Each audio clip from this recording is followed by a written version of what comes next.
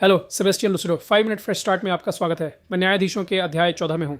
आइए छठे पद से शुरू करते हैं। इसमें लिखा है, और यहोवा की आत्मा उस पर बलपूर्वक उतरी और उसने एक सिंह को ऐसे फाड़ डाला जैसे कोई बकरी के बच्चे को फाड़ता है। हालांकि उसके हाथ में कुछ भी नहीं था, लेकिन उसने अपने पिता और माता को नहीं बताया कि क्या हुआ। आज हम सामसन के बारे में बात कर रहे हैं। न्यायियों 14:19 पद ये कहता है, फिर प्रभु की आत्मा उस पर बलपूर्वक आई, वह अश्कलोन गया और उनके 30 आदमियों को मार डाला, उनके वस्त्र ले लिए और जिन्होंने पहेली समझाई थी उन्हें वस्त्रों का परिवर्तन दिया। इसलिए उसका क्रोध भड़क उठा और वह अपने पिता के घर लौट गया। न्यायियों 15 पद 15 या 14 ये कहता है, जब वह लेया के पास आया तो पलिश्ती उसके खिलाफ चिल्लाते हुए आए और प्रभु की आत्मा उस पर शक्तिशाली रूप से आई और उसकी बाहों पर जो रस्सियां थीं वे आग में जले हुए सन की तरह हो गईं और उसके हाथों से बंधन खुल गए और उसने गधे की ताज़ा हड्डी पाई, हाथ बढ़ाकर उसे लिया और उससे 1000 आदमियों को मार डाला। तब शमशोन ने कहा,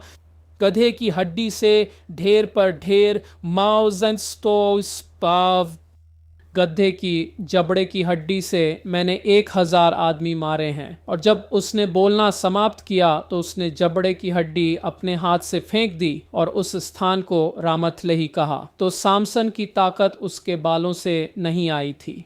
उसने नाजिर व्रत लिया था, और नाजिर व्रत में जब तक व्रत है आपको अपने बाल नहीं कटवाने या शेव नहीं करने चाहिए, आपको किसी मृत शरीर को छूना नहीं चाहिए, आपको किसी मृत शरीर के पास भी नहीं जाना चाहिए, आपको कोई भी किण्वित चीज़ नहीं खानी चाहिए या कोई भी किण्वित चीज़ नहीं पीनी चाहिए।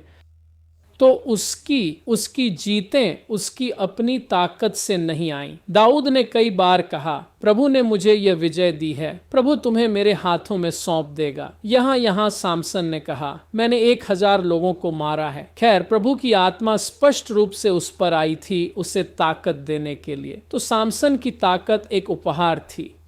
वह अक्सर इसे लापरवाही से इस्तेमाल करता था, वह अक्सर खुद का श्रेय लेता था। उसकी ताकत व्यक्तिगत लाभ के लिए नहीं थी, यह बुलाहट के लिए था, उद्देश्य के लिए था, फिलिस्तीनियों के हाथों से इजराइल को छुड़ाने के मिशन के लिए था।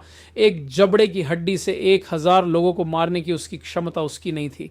यह उसके लंबे बाल नहीं थे, यह उसका बुलावा और उद्देश्य था जो भगवान ने उस पर रखा और उसे ऐसा करने के लिए सशक्त किया। और जब उसके बाल मुंडे गए तो यह एक लंबी श्रृंखला में एक बार था जब वह समर्पित नहीं था, अपने उपहार का दुरुपयोग कर रहा था और लापरवाह था। वह एक महिला को बताने में लापरवाह था। मेरा मतलब है, उसने अभी एक वेश्या के साथ सोया था। अगर आप अध्याय पढ़ें तो वह फिर से एक वेश्या के साथ सोता है। वह एक लड़की को देखता है जिसका नाम डिलाइला है, वह उससे प्यार करने लगता है। उसके पास पहले से ही एक पत्नी है, आप जानते हैं, और अब वह उसे काम में लेती है। वह उसे यह पता लगाने के लिए दबाव डाल रही है कि ताकत का स्रोत कहाँ है, क्योंकि फिलिस्तीनियों के नेता यह जानना चाहते हैं। और वह कहता है, मेरे पास प्रभु से एक वचन है कि मैं कभी अपने बाल नहीं काट सकता। उन्होंने उसके बाल काट दिए, प्रभु उससे दूर हो गए। ये उसके बाल नहीं थे, यह था कि तुमने बहुत दूर तक चले गए, मैं तुमसे विदा ले रहा हूं। और बाइबल कहती है कि प्रभु उससे विदा हो गए।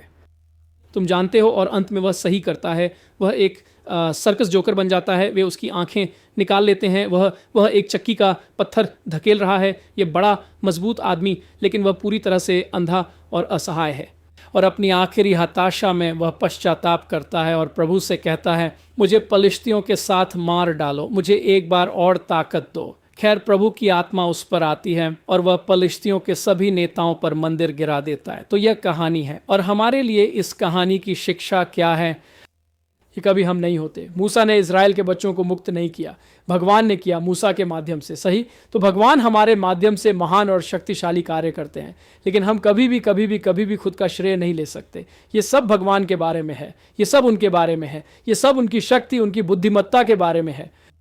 और इसलिए हमें बस भगवान के सामने खुद को विनम्र करना चाहिए और जीवन जीना चाहिए।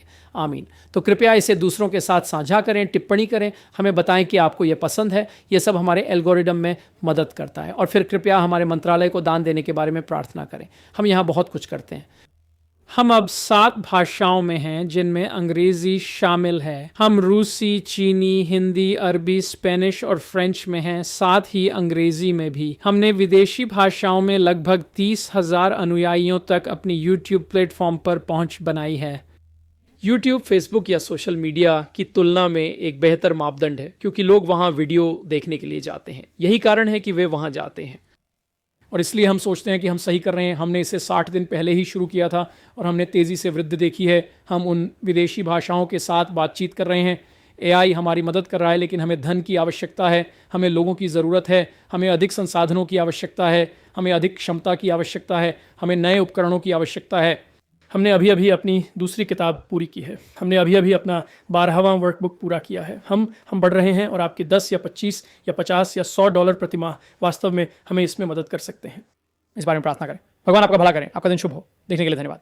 आज देखने के लिए धन्यवाद। सूचित रहने और मंत्रालय के साथ खड़े रहने के लिए watchandsofttruth.com पर जाएं।